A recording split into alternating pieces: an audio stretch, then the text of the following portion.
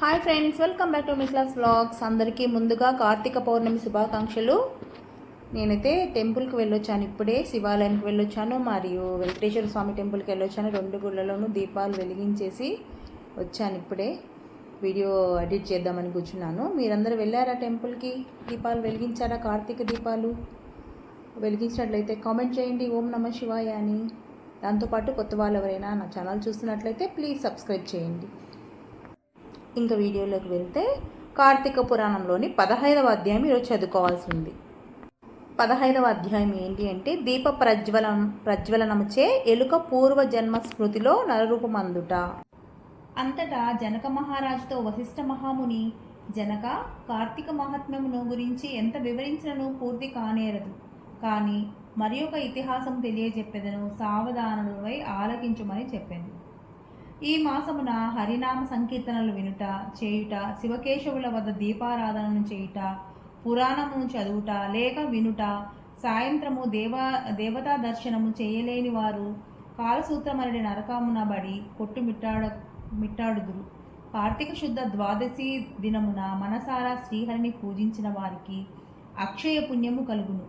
శ్రీమన్నారాయణుని గంధ పుష్ప అక్షతలతో పూజించి ధూపదీప నైవేద్యములు ఇచ్చిన ఎడల విశేష ఫలము పొందగలరు.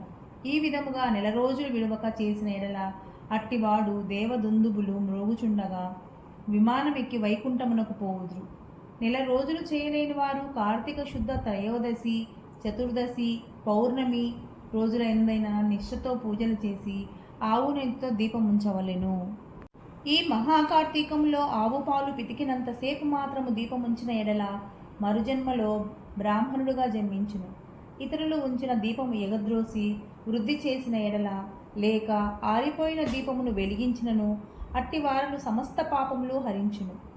అందులకు ఒక కథ కలదు, వినుమని వశిష్ఠుల వారు ఇట్లు చెప్పుచున్నారు. సరస్వతీ నదీ తీరమున శిథిలమైన దేవాలయం ఒకటి కలదు.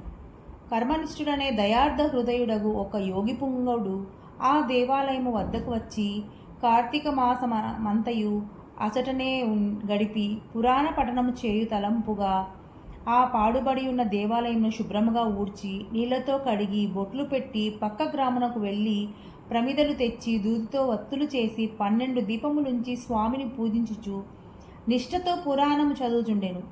ఈ విధముగా కార్తీక మాసం ప్రారంభము నుండి చేయుచుండెను. ఒక రోజున ఒక మూషికము ఆ దేవాలయంలో ప్రవేశించి నలుమూలలు వెదికి తినడానికి ఏమీ దొరకనందున అక్కడ ఆరిపోయి ఉన్న వత్తిని తినవలసిందేనని అనుకొని నోట కరుచుకొని పక్కనున్న దీపం వద్ద ఆగెను. నోట కరిచి ఉన్న వత్తి చివరకు అగ్ని అంటుకొని ఆరిపోయిన వత్తి కూడా వెలుతురు వచ్చెను. అది కార్తీక మాసం మగుట వలన శివాలయంలో ఆరిపోయిన వత్తి ఈ ఎలుక వల్ల వెలుగుటయే దాని పాపములు హరించుకుపోయి పుణ్యము కలిగినందున వెంటనే దాని రూపము మారి మానవ రూపంలో నిలబడెను.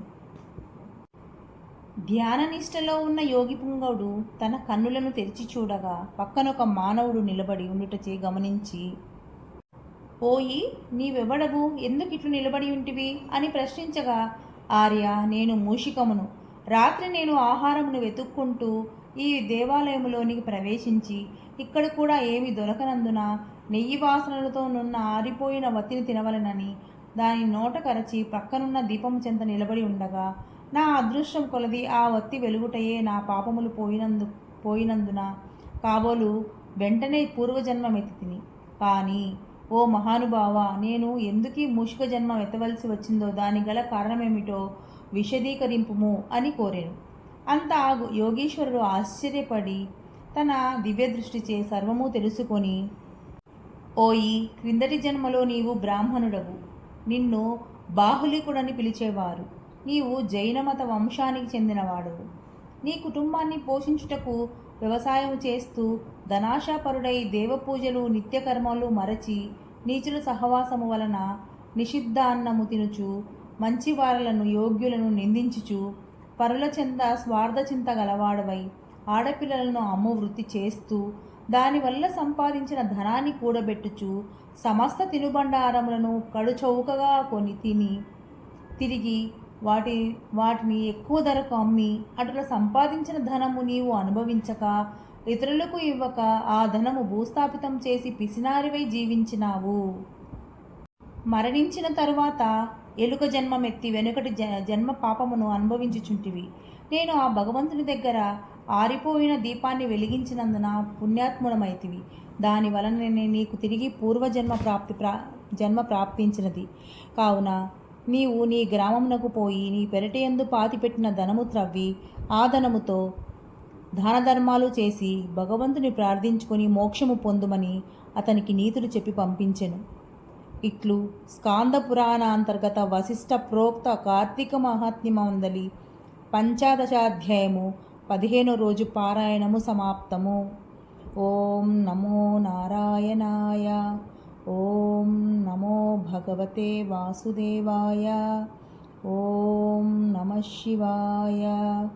ఓం నమః శివాయ. దేవరాజసేవ్యమాన పావనాంఘ్రి పంకజం వ్యాలయజ్ఞసూత్రమిందుశేఖరం కృపాకరం నారదాదియోగి బృందవందితం దిగంబరం కాశికాపురాదినాథకాలభైరవం భజే.